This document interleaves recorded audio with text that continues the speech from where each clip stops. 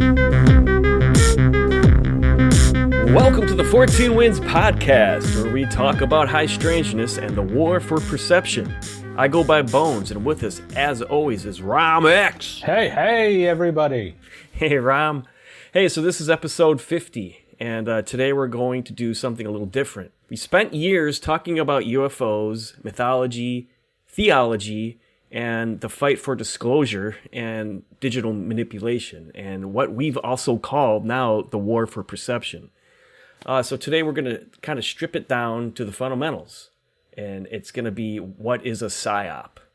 And we're not talking about the meme version, not the Hollywood version, the real one, the military doctrine, the operational structure, the mechanics behind how perception gets shaped at scale. Because if perception is the battlefield, then psychological operations are the artillery. And once you understand how they work, historically, digitally, and culturally, a lot of things we've covered on this show start looking less mysterious and more strategic. So now we are building the 14 field manual. So let's do it. Let's do it. And fortunately for us, there's already a field manual. The military already wrote one. So we can start there. And I think that that's a great place to start because the public has this perception of everything being a PsyOp. And they're both right and wrong because propaganda is a type of a PsyOp. It is more of an effect or a tool within PsyOps. And we're going to talk about all of that today. And it's kind of special because this is our 50th anniversary episode here. Kind of exciting. Yeah. And I think we'll just dive right into it as always, and we can reminisce about some of the crazy stuff we've talked about. In the meantime, we're also going to bring up some current events as examples of some of the things that we talk about as PsyOps. As we mentioned, QAnon is probably the best example of a PsyOp we've ever seen. So I'm sure we'll be using that as a point of comparison. So let's get into it. A PsyOp is short, of course, for psychological operation. And this is historically also known as a miso. Yeah, like miso, like you would order in a Japanese restaurant. Yeah, love it. Which stands for Military Information Support Operations. And here I just want to make a point that we're going to talk about information warfare and intelligence interchangeably sometimes. And that is very much true. Information warfare is a type of intelligence operation. And when you think about intelligence in whole, I want us all to remember that intelligence is information. There's aspects of in the intelligence world that are sexy, like assassinations or honey traps. Exactly. And those things draw a lot of attention and they create a lot of spectacle. But let's remember that information can cause wars. Like there was an incident that's very famous that comes up in psychological operations discussions in Ethiopia, where an activist was killed and it sparked a war. And the activist's name and address had been posted on Facebook. So once that happened, his life was in danger and it brought out like, what is this? Yeah. So it's important to remember that information warfare can kill hundreds of thousands, if not millions of people. Assassinations usually kill one, maybe two.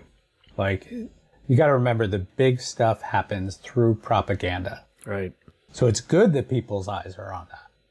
But a miso, or PsyOp, is a planned activity designed to convey selected information to a foreign audience to influence their emotions, motives, reasoning, and ultimately their behavior. Remember, we're talking about the military version of a PsyOp, so this is all designed to be done to a foreign audience. And there is a manual in the public from China right now called Unrestricted Warfare, and they discuss how do we take on an enemy that is more technologically and militarily powerful and financially superior. How do we do that? And it was clear that they were talking about the US, but they just didn't name any names.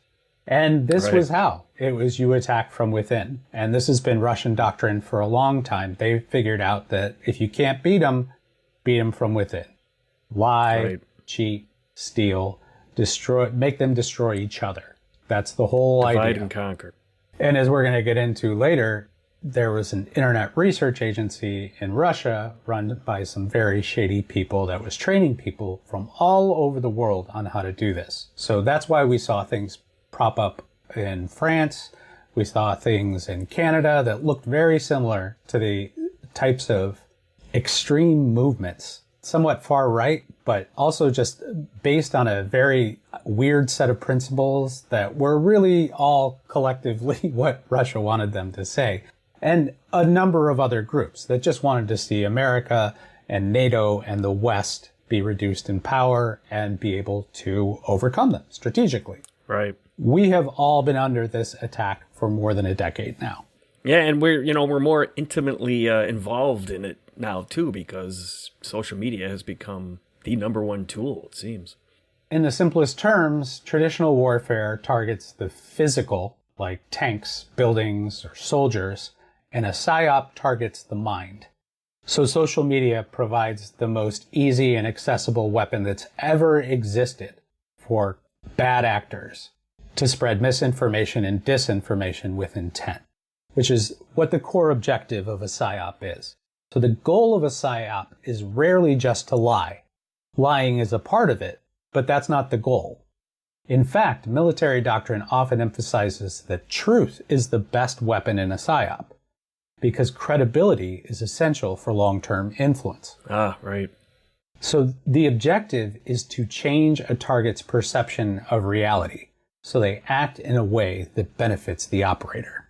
We've brought up the work of Richard Thiem a number of times, Real Birds in Digital Cages. Look him up, great expert on information warfare. And the example he often uses is in the tobacco industry. So he said, when the tobacco industry was dealing with the fact that science had just figured out that their product was killing everyone, you would think that their instinct would be to push back on the science, but you would be wrong. Their idea was just to cast enough doubt. So they created a bunch of websites, a bunch of blogs that seemed credible, that had sort of loosely credible information that maybe poked holes in the idea that tobacco may be healthy for you or something. Any sort of fringe science that they could get, anything, and they collected it all in one place, and then they amplified it. The goal wasn't to beat the science, because they knew that they were going to lose and their product was killing people. The goal was just to make people question whether the science was true. Right. And that is a PsyOp. That is a business that did a PsyOp. The common goals of a PsyOp are usually demoralization. You want to convince your enemy's soldiers or populace that their cause is lost or their leaders are corrupt. And they want to encourage desertion and surrender. They want to take away your willingness to fight. Right. And at the same time, they want to build support for a different legitimization effort. Like they want to build support for a specific government or military presence among the local civilian population. So if they recognize that this particular agency was friendly to their cause, or they had people in that agency that they owned, then they would go, okay, these are the people that you really want to listen to, and everyone else is fake news, right? Right. And then there is deterrence. So they want to overstate a force's capability to resolve or prevent an adversary from attacking. So they want to make it sound like these guys are impossible to beat. Here a good example I would say is the SS from World War II. They had this terrible reputation throughout Germany of being fierce soldiers and warriors, and they still do today. But talk to military experts and they'll tell you the SS didn't really win any big military victories. They had some small ones, but the major military German victories were all won by the Wehrmacht, the regular German army, not the SS. Right. So it was all propaganda. And we can look at the Nazis as being the godfathers of modern propaganda. And then there's disruption. And this one really big in the Russian doctrine, and it's really big all over the West today, which is to create confusion or friction within an enemy's command structure. Create confusion and friction. I mean, this is what Russian military and information warfare is all about. Destabilize the truth. Destabilize the truth. That is the one goal. And you can use other truths to destabilize the truth. And those are often the most effective tools. Now let's get into the 3 levels of a PsyOp. There is the strategic level, and this scale could be on a national level, it could be on a global level, and a good example could be long-term social media campaigns that shape a country's public opinion. Like in the US, this has been going on for a long time. People have been trying to shape our public opinion of foreign actors like Israel, Russia, China, whomever. Like they are pushing us constantly to view Taiwan in a certain way, view Gaza in a certain way, view the Ukraine in a certain way. Right. That is aligned with what they want. And what's amazing about this, and you and I were talking about this right before the podcast, is like, why doesn't anything get done on this? It's because they're kicking us right in our free speech. Right. Every time they spread propaganda, we can see it. You could have Intel go, hey, this is Russian propaganda, stop spreading it. And people go, why are you trying to stop me from saying what I want to say? Right, right. So they're using our free speech against us. Yes. And how do you win? You're wrong either way. Either you're limiting our freedom, which makes you look like the bad guy, and now you're proving their point that you are the bad guy. Right. Or you're letting it run and it just keeps getting worse. And this is what happened with QAnon. Right. So the first level is strategic. The second level of a PsyOp is operational. And here the scale is more regional. You can call it a theater. That's what it often gets called in military terms or intelligence terms. This is the theater. And that could be a region in a specific country. It could be an entire country. It could be multiple countries. But that's where your operations are happening. And here you'd be delivering digital messages that support a specific province or support a specific regional military campaign, or you'd be distributing leaflets if they didn't have internet services, or broadcasting it even through a loudspeaker. Right. And that gets into the tactical part of it, which is more immediate and local. Obviously, a loudspeaker is very local. So using a loudspeaker on a battlefield to tell a specific unit how to surrender safely is a PsyOp, but it's one that's very directed and very local, which gives us a really good example. Imagine social media doing that to you, telling you how to surrender every day, right? And that's going to get us into the color of information. PsyOp professionals categorize their products or messages based on how transparent they are about the source. So a white PsyOp is overt and acknowledged. And the source could be the US government. It's clearly stated. It is usually factual and it's meant to build trust. And as an example of a white PsyOp, we could use Pam Bondi screaming in front of the Congress and the world randomly about the stock market and the Super Bowl and anything but what she was asked. Right, right. Deflection. So if someone's listening to this in the future, I'm referring to the Attorney General who went up there and was asked about the Epstein files and proceeded to deflect in weird, wild, bimbo-rific ways. Yeah, it was not a good look. So then we have the gray PsyOp. The source is ambiguous. It isn't officially acknowledged, but it isn't necessarily a lie. It's designed to look like independent information. And here we could use an example, an influencer that is taking money from a foreign actor in order to say things that are not necessarily a lie, but they are counter to the truth. And here people go, what do you mean by that? Well, you'll see. Yeah. And then the third category of color of information is a black PsyOp. And this is deceptive. It's a message that is attributed to a source other than the real one. And the best example of this is a false flag. And I'll use a famous historical example of a false flag, the Reichstag fire in World War II, where Hitler... Right. They did it. I mean, everyone's like, the Nazis maybe started the fire. No, they started the fire. Like, the Nazis started the fire, and then they blamed it on the Jews. And then they said, this is the reason why we basically have to declare martial law. And this is essentially what Trump was trying to do in Minneapolis. I heard from multiple sources that Trump specifically and the administration specifically chose Minneapolis because they were already organized due to the George Floyd protests.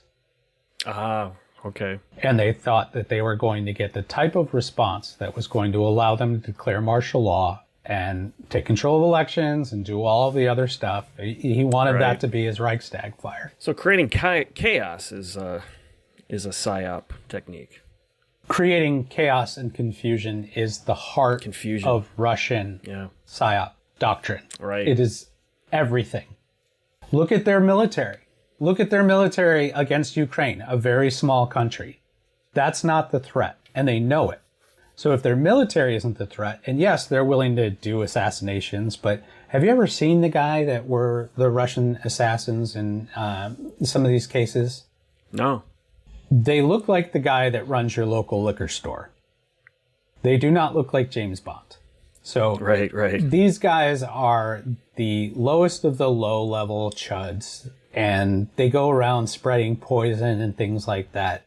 It's not a big, beautiful, expensive intelligence operation the way you would see in the movies. Right. That's not a part of Russian intelligence doctrine. What is spreading chaos and confusion. That is the entire heart of it. They're like, this is the only way we will win.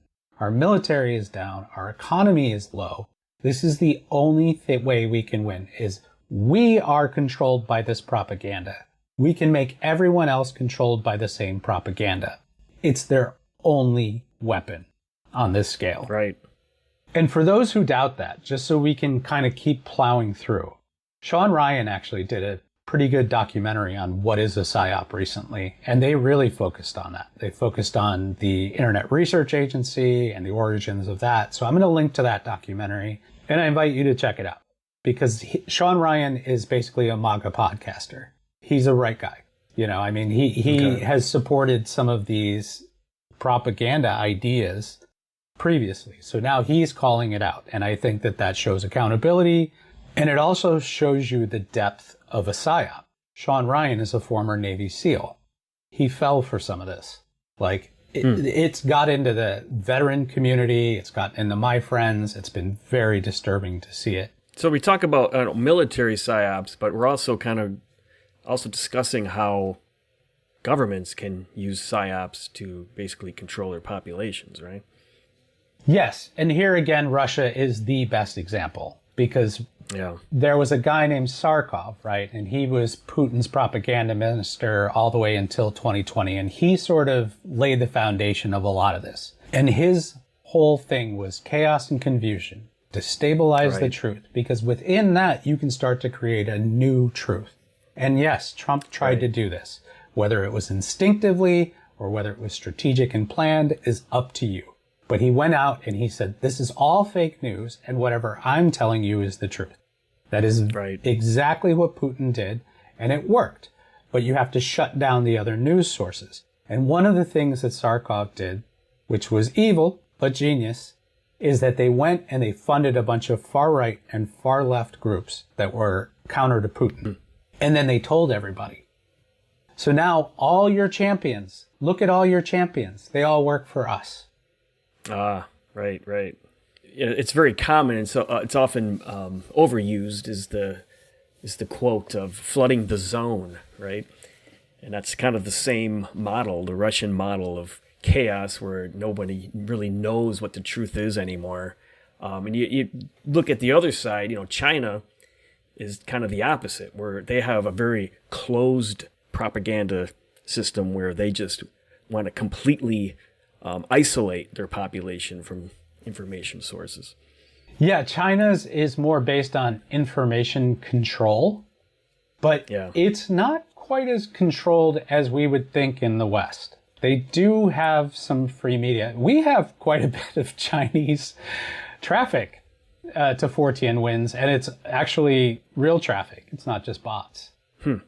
It would be questionable. I would question who has more information freedom between China and Russia. And you could even throw us in that mix now, where you could question how much information freedom we have, because in the 21st century, PsyOp has moved from paper leaflets and radio towers to the internet. Right. And the internet is controlled by our algorithms. Elon Musk is a good example. So he likes this post of this guy who is a far-right ideologue who said, someone needs to buy X. And if we buy X, we can start controlling people's minds and perception this way. He likes this post years ago, and then he buys X. He clearly understood the value of utilizing X in order to manipulate perception. And then he got up and bragged about the fact that he did that in the 2024 election. Right. Daring everyone to prove it. And people think that they have. And, you know, what's going to happen there, we'll see. But he understood the value of this. And you can question the legality or illegality of it. It's like the Epstein files. Like, look, it's all illegal. That's not the question. We just keep resurfacing the information because awareness is the only counter to this when the law fails. And then enough of us have to get mad enough to enforce the law. That's the only thing that we can do to counter all this. We received a comment one time. It was like, more conspiratainment shows. Why do all these shows talk about the same thing?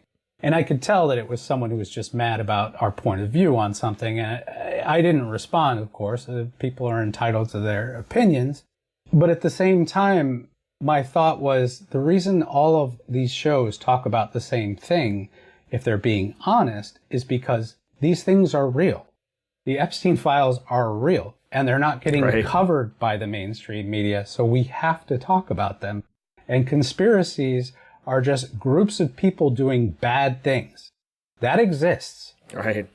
But the goal of someone trying to call something a conspiracy theory is to trivialize it. It's to make it sound like fiction. Of course. Right. And you call PsyOps conspiracies?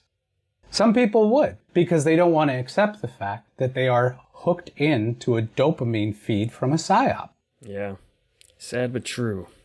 These social media botnets are using automated accounts in many cases to trend certain hashtags or amplify certain narratives. And then you have the foreign actors. And what was really interesting recently was when X, to their credit, started a new feature in which they would show you which country an account originated. Right. And when they did so, you found a bunch of these MAGA accounts that were coming from other countries and all over the place. Nigeria, South Africa. And some of those, India, a lot from India. Yeah. Some of those were bad actors. Most of them, what I found so fascinating, were just doing it for money. They realized that clicks equal money, and they realized that these things that the Internet Research Agency or some sort of bad actor had figured out were high click posts. They were just going to take those and use those to build accounts and make money. Sure. So now they were just destroying our country for cash. For cash, yeah. I mean, if you look, I mean, that's what it is. The algorithms that are being fed to us are to make sure that we stick with that algorithm all day long and watch it. Yeah, it's not a good source. You have to follow individuals. I think everyone's been like, well, what's the solution? What can we trust? You have to follow individuals. Find people that you trust. Find people that are giving you good information and follow those individuals. And I would include journalists in that. I follow individual journalists. And when I'm looking for more information, that's who I go to.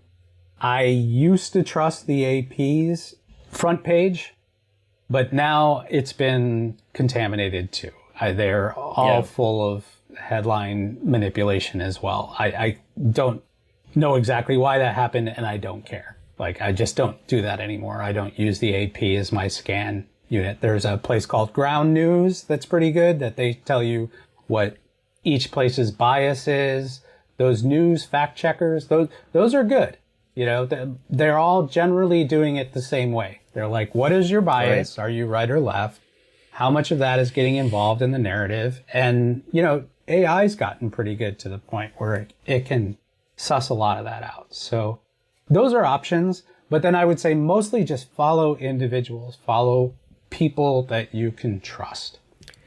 When you really start looking into this stuff, you realize that marketing is a PsyOp, right? I mean, I always think of the stories of the communist countries that always had a personal dossier on every citizen. So if there was any suspicious activity or behavior reported on you, it would always be in this file. And I always thought, you know, our version of that was basically marketing profiles where they would take our purchasing. Yes, personas. Yeah, that's what we call them. And it's exact same. It is the exact same. And my knowledge of this subject has been helped exponentially by the fact that I do the same thing, but for money. Right.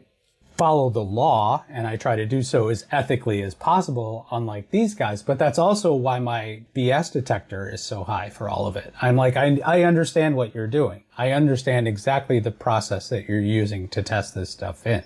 And the way that they're doing it and what their goals are, as I've mentioned, are so much easier than what we want. They just want to click. That's super easy to get. All you need to do is put a sensational headline up there. And now you know that that person is interested in whatever it is that you put the headline up. So if it was something that was racist, now you know that person's a racist. If it was something that was anti-racist, now you know that person's an anti-racist. And those are especially the groups that these Russian types are looking for. They're looking for opposing groups. And then they amplify both groups' messages. They were amplifying BLM and they were amplifying the racist stuff. They were trying to make it as big and as controversial and as divisive as possible because they just want to see us murdering each other in the streets. You think you chose the headline.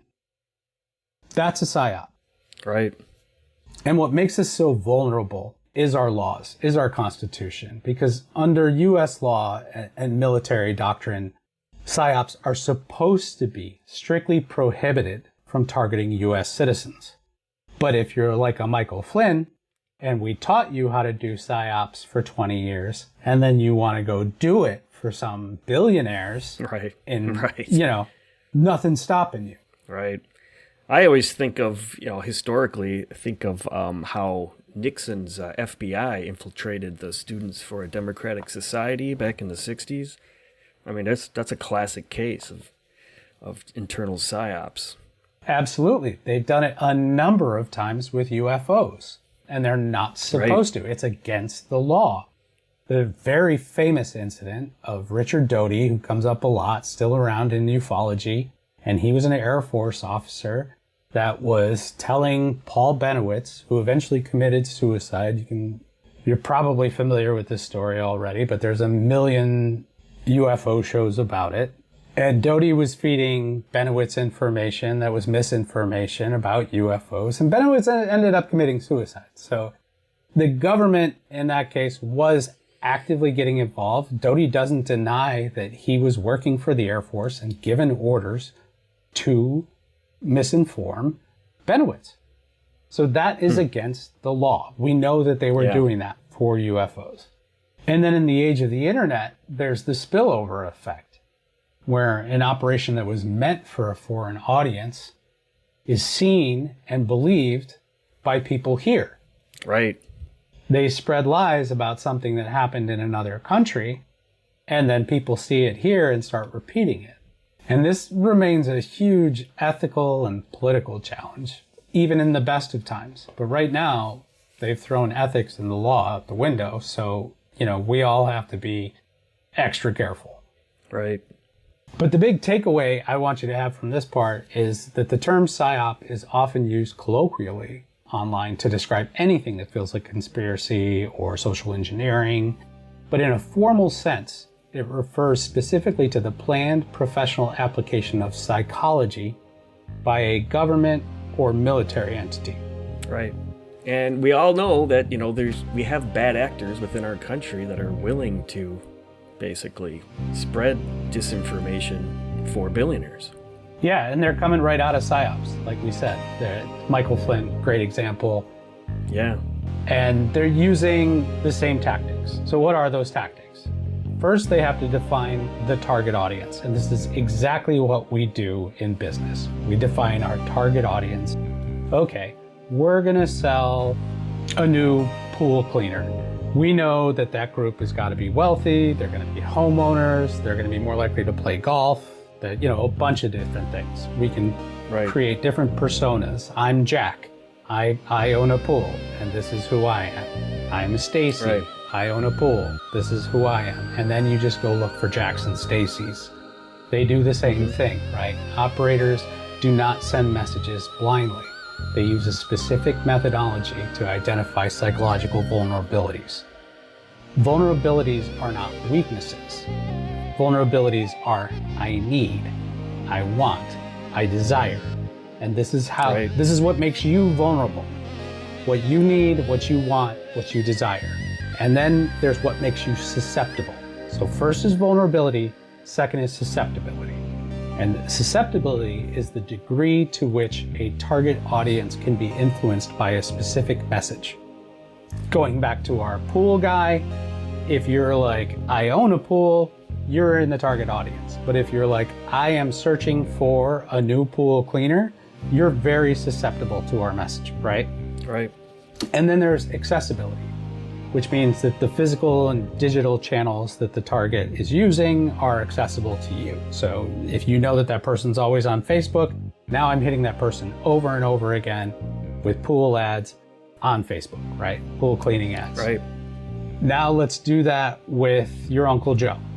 Your Uncle Joe's been out of work for a year. He's a roofer. He needs and wants a job. He desires to be looked at as something more than just an out-of-work roofer. And he clicks on something that says, become a digital warrior for Q. They might look at his persona, and a machine would do all this, not necessarily a person. And it would say, okay, Joe is very susceptible because he has been clicking on all of this other ancillary Q-related material, and some of it required an email address, and Joe has submitted his email address. Now Joe is super accessible. You can find Joe on all the physical and digital channels that he uses: radio, Telegram, WhatsApp, whatever. Now you have a direct pipeline to induce or reinforce foreign attitudes and behaviors favorable to the target's objective. And here we could say foreign would be anything that's foreign to the person, because I think we've now transcended the idea that PsyOps are only done globally. But what makes this so complicated and that we have to layer all this in is that those global PsyOps are happening. And then there's people within the US that are taking advantage of those different PsyOps, like say Steve Bannon, who sees some of the Russian propaganda as being aligned with his own. So he starts amplifying the same message, and certain influencers pick up on that. So then they just kind of form their own web of disinformation and misinformation. And there's no foreign or domestic boundary in there. So it's just a narrative that's being pushed with an agenda, and that is the PsyOp. And you lose the forest for the trees, right? When this all happens. Right. You have to go, wait. All they're trying to do is destroy the environment. Like, it doesn't really matter. You got to just shut out the noise, right? Separate the signal from the noise. Right. Now, the Army has a 7-step PsyOp process. It involves planning, which is integrating the PsyOp into the larger military or political goal. And then it's target audience analysis. And then it's series development, which means creating a sequence of messages, not just a one-off that builds a narrative. And this is exactly what is done in business. If you signed up for some emails from a company, the first one says, hey, welcome. This is what our products are all about. Like if you signed up for emails to this fantastic vegan skincare company, Blisani, at blisani.com, you would get a welcome that says, hey, welcome to Blisani. Enjoy our fantastic vegan skincare products like Very Tony or Gemma Crema, which are both wonderful for wrinkles and anti-aging. This is a PsyOp, by the way. I'm slipping an ad in here, but I want to be transparent with you. So, and if I said in the next one, you can get 25% off with code Fortean25, that would be the next message in the sequence, right? And then the third one. PsyOp in me. The third one is Fortean Winds gets a portion of every order. There's emotion in that, right? There's connection in that. Right. So it is. It really is. Like, but I want to be transparent about that. I think we've always been, like, because I know what it all is, and we refuse to do any of that on this show and promote like that. Like, so it feels really good for me to not do it here and be transparent. But That's what series development is. It's developing a sequence of messages, and business is the best example of that. Right. But this is how radicalization works in a lot of different ways. They start with, oh, okay, well, this is why you should hate the Jews. And then the next thing you know, it's like, right. Oh, well, come to our Nazi meeting and join our fight club. Oh, hey, bomb a power station. It just escalates and escalates. And they have a sequence that they use on people who can potentially be radicalized to that level and create violence. There's a whole other thing they call the iceberg theory, and we'll get into that another time. But the next step after series development is product design, which is crafting the actual media. So they have to create memes, they have to create headlines, and then they test those in. This is where I wanted to really focus on what 4chan was for QAnon. It was a sandbox, and that is so essential. You cannot make any of these campaigns work unless you can test and get data. And then once you do, it becomes like a video game, man. It is not that hard. Yeah. You start going, this one's bigger than this one. And then in a traditional PsyOp, you would go get approval. And here what's important is that means someone's in charge. In a military operation, obviously, that's your higher command, which would go all the way up to the president. And in these public operations, that's the question you should be asking. Look to see who will benefit. Who benefits from this message? Who benefits from this narrative, from this headline? If it's disinformation, sometimes there's stuff that comes out that benefits one party or the other, and it's true. Just get over it. Deal with it. Stop trying to counter it. Your party is not perfect. Neither one is. And it's the partisan divide that they keep pushing on. Another fun little AI exercise you can do. I know last time I said, put all these events from the Epstein files in and ask Gemini or whatever whether or not these are coincidental. Ask it to run some actual statistics. And then ask it to counter that narrative and ask it to do so with data. You'll see that these things are very deliberate. Right. Do that with the fact that the U.S. has been basically 50-50 for decades in between the partisans. Yeah, I mean, you can even say that information is used as a shield in a way. Instead of just throwing up disinformation at a certain group of people, you just have basically a wall of different disinformation that shields people away from the truth. Yeah, you contain it. That's the official term. Yeah, right. Once you get approval for the message, you have to produce and distribute the message. So that's another aspect to a psychological operation. It's like, who's going to do that and how? I've mentioned a number of times that anyone can go into the National Archives and look at all the Russian ad buys that they collected from back in 2016 when they were trying to manipulate. Look at what they were trying to manipulate. Look at what they were trying to say. That's important. Yeah. And they were trying to push on the partisan divide, especially the extremes of the partisan divide. And this worked for them back in Russia. And we talked about the final step in the psychological operation process, which is evaluation. So you have to see how well and effective it was. You make tweaks just like we would to a digital marketing campaign and send it back out. Right. Yeah, I mean, the biggest problem with all that kind of, personal data collection that we keep talking about is that there are judgment calls that are made using this information. So you have a behavior profile too, and a consumer profile. And there are agencies that have been around for a long time before social media that actually tried to create a consumer profile on you to see if you would be the ideal employee for companies. Yes. And now all these privacy standards are getting clobbered. Palantir is coming in and saying, we can look at whatever we want. The government is removing all of these privacy regulations. And it was always the Republicans who were supposed to be sticking up for that. Right. But it's becoming more predictive too, right? I mean, the new goal really is not just to get this consumer profile on you, but to predict your next move. That is the goal. Yes. And with AI, it's becoming a lot more efficient, this prediction. Yes, we can already do this in business. So Google will do this for us. You can launch an ad within Google that will basically go out and look for markers. And Google knows so much about you because there are so many different markers based on what you look at and you click on, and they've been collecting so much data on you. And they know how much money you make and what you're interested in, and it's pretty freaking advanced. It can go out and predict whether or not you're a likely shopper or not. You could remove all of the shopping stuff. You could input a bunch of stuff that's social and political, and you can start targeting anyone you want with whatever message you want, or throwing anyone in jail you want. Yeah, I mean, you could very easily say, give me the group of people who are most likely to disrupt a federal operation, or who is more likely to be an activist.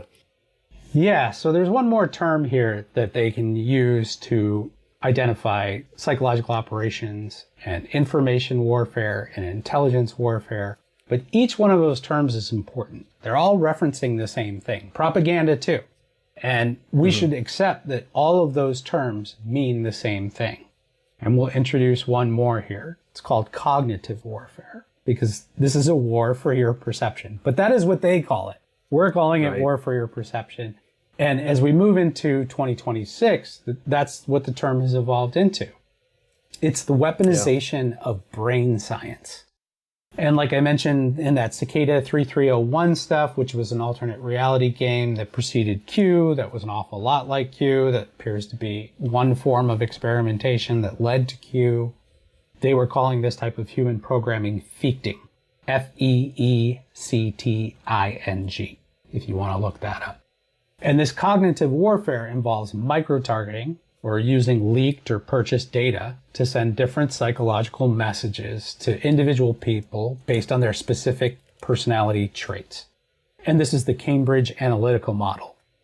Cambridge Analytica was a company that famously was collecting a bunch of data from Facebook that they weren't supposed to collect and using it to target people with exactly these messages. Yeah. That was a PsyOp. That was a tool within a PsyOp. That was propaganda. And they were especially going after Facebook groups, because once they realized that the ads would only take them so far and they didn't have the credibility, the other part of Russian intelligence doctrine is to go after influencers, go after groups, go after priests, especially clergy. They were targeting pastors with pro-Russian, pro-far right, whatever this Putin-esque cronyism, oligarchic, nightmare, nihilism, stupidity that this represents. They were targeting pastors with it, and they were trying to craft different religious messages, which we've talked a lot about. And this involves reflexive control. This is a Russian military theory where you feed an adversary specific information so that they voluntarily make a decision that is actually to your advantage. Like we've talked about assets and agent. An asset is out there just doing the thing for you. You're pushing behind the asset. An agent is the one who knows that they're involved in an intelligence operation and is actively pushing the disinformation or misinformation. So here we could say influencer on the take, audience of the influencer on the take. Influencer on the take is the agent. Audience of the influencer on the take are the assets. Or the other term that gets often used here is useful idiot. Right. And what they're aiming for here is information overload. And this is a defensive PsyOp tactic where you flood the zone with so much noise and conflicting data that the target audience gives up on trying to find the truth. And this leads to apathy. It also leads to people creating their own truths, which further fragments the truth. And that's why people in the QAnon community were encouraged to do that. Yeah. First, we want to confuse you. Now we want you all creating your own truth. Now there's no way to get to the truth. There's so many different fragmentations of the original source. It's impossible to find the original. So John Keel always talked about UFOs as being a giant PsyOp. I mean, how do we use that to understand basically what we know about in the public record about UFOs? Right. What did Keel mean by that? And now that we understand what a PsyOp is, how does the UFO phenomenon conform to the structure that we just laid out? Right. Well, let's start with the key goals of a PsyOp and see how they relate to ufology. We stated the first goal was to demoralize the enemy, break their will. And we could argue that the UFO phenomenon does this by appearing in so many different guises. Eventually you just give up, and appearing in so many different scientific ways, like that eventually you just go, we'll never understand this. So right. Let's just move on. And then the second key goal that we laid out from a PsyOp is to legitimize allies or regimes or belief systems that align with your goals. And here we could say that this is possibly what they are doing with the extraterrestrial narrative, that they are attempting to legitimize that narrative or the fairy narrative or the jinn narrative in order to deflect from what they really are. Yeah. And then there's deterrence, which is when you're trying to overstate your force, remember, or trying to make people feel like opposition is impossible. And they've certainly done that with us, right? They've made us feel like we can't fight back, that they can walk through walls, go thousands of miles, they can appear anywhere, like, what are we doing? And I do think that that is a bluff.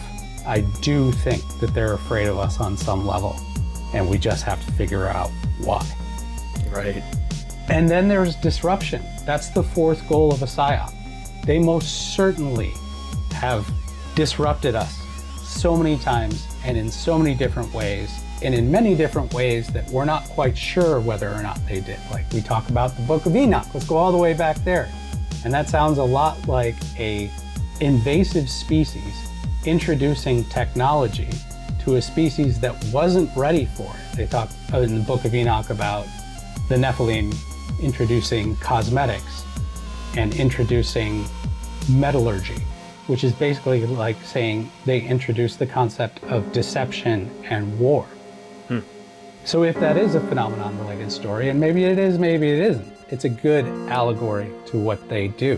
They introduce chaos and disruption every time they appear in someone's life. And that sends that person on a completely different track.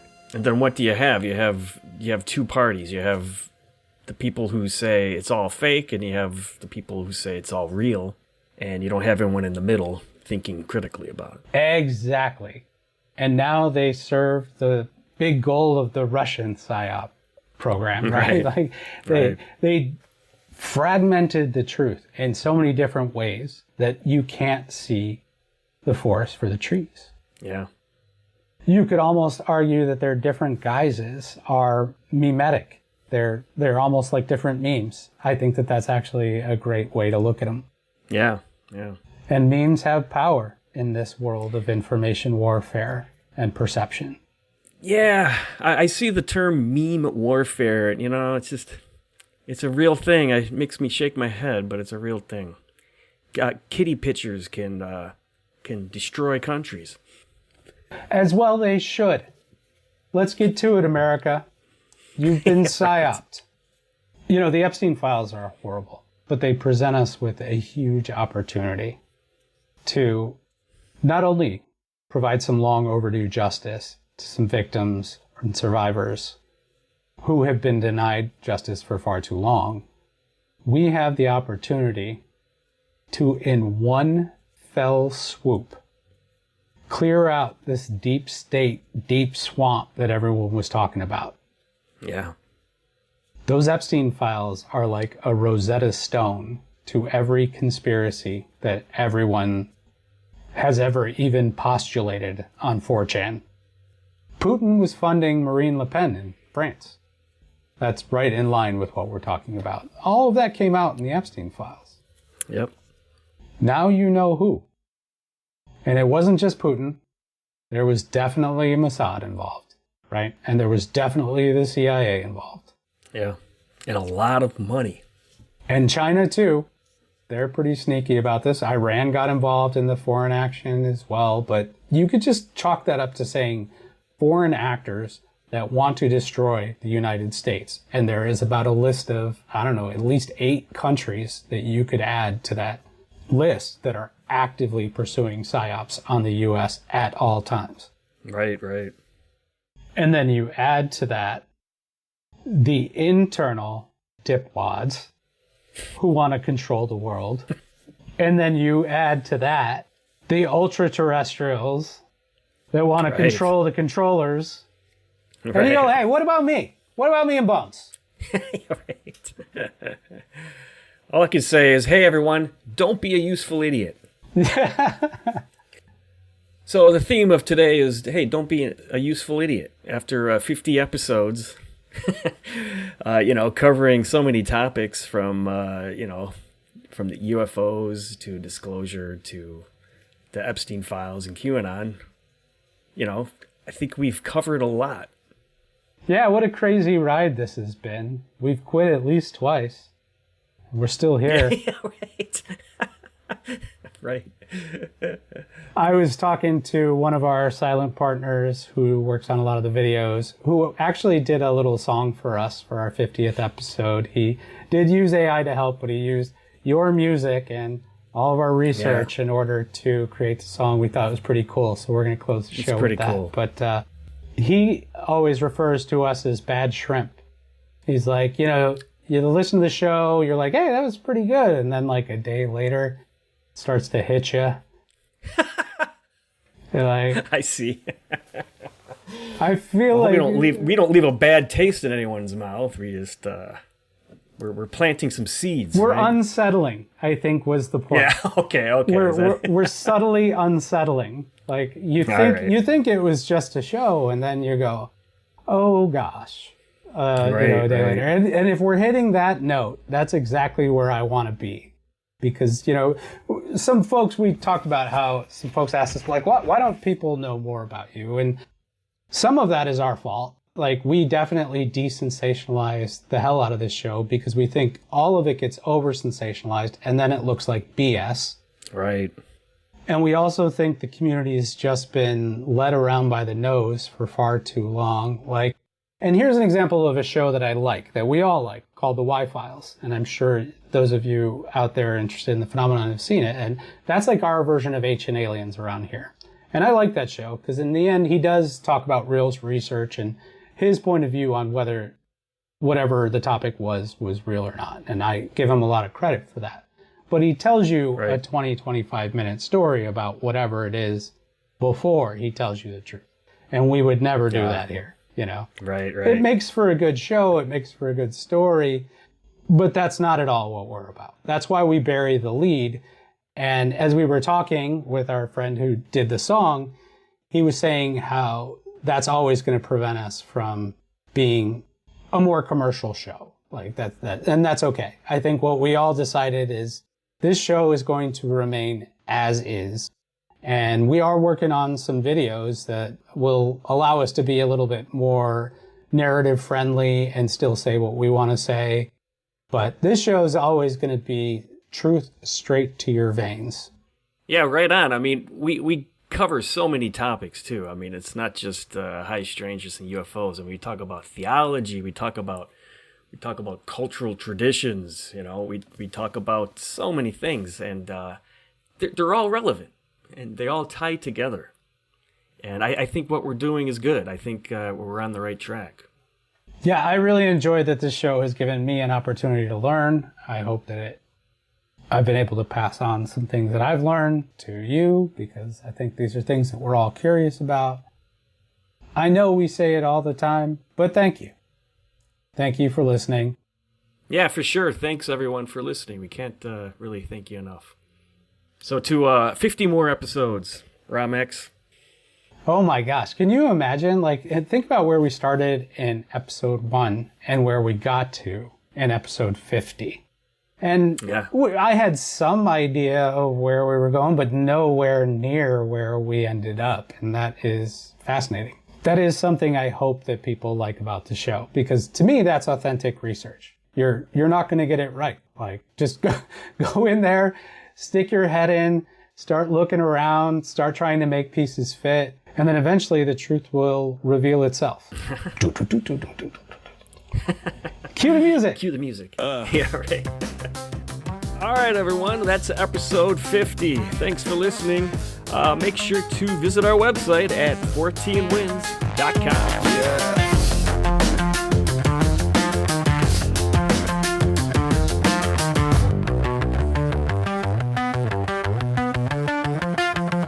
When the damn data meets the power elite.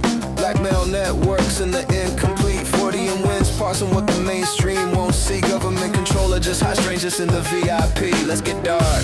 Fortean Winds blowing through the server racks. Files redacted, secrets in the zipper packs. Epstein anomaly, compromise the pyramid scheme. Damn data of the island floating in the mainstream. We don't believe we measure what the digits say. From paranormal skies to the blackmail dossier.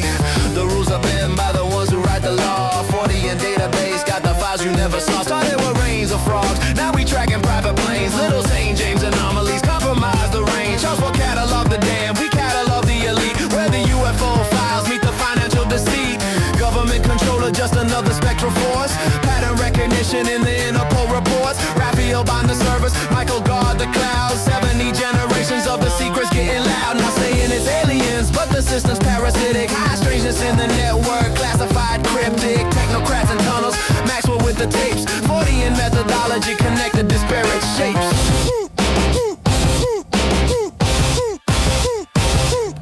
Terrestrial hypothesis, they're not from the stars. Living in the infrastructure, hiding who they are. Epstein intelligence connection, eyes wide shut. Compromise the compromise, kept it in the rut. From Skinwalker Ranch to the Caribbean seas. The hitchhiker effect of global mystery. Who controls the controllers? Data's the exorcist. Anonymous collective, parsing the manifest. For rejected presidents, we reject the narrative. Mainstream explanation to derivative. Quantum entanglement of power and abuse. Fortean Winds analyzing what the news won't produce. Reality leaves fingerprints on the Lolita Express. Pattern analysis of the address list. Not spiritualist, just watching the power curve. High strangeness in the system that the people deserve to know. Damn data of the elite design.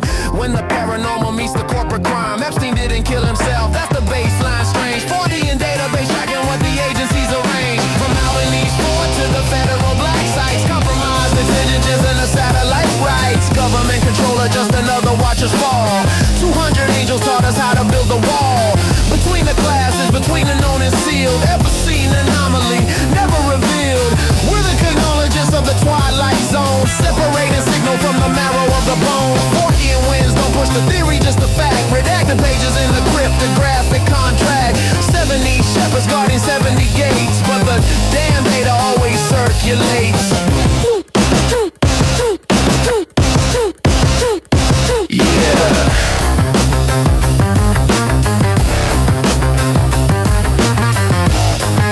The wind blows weird around the island, but the servers stay on.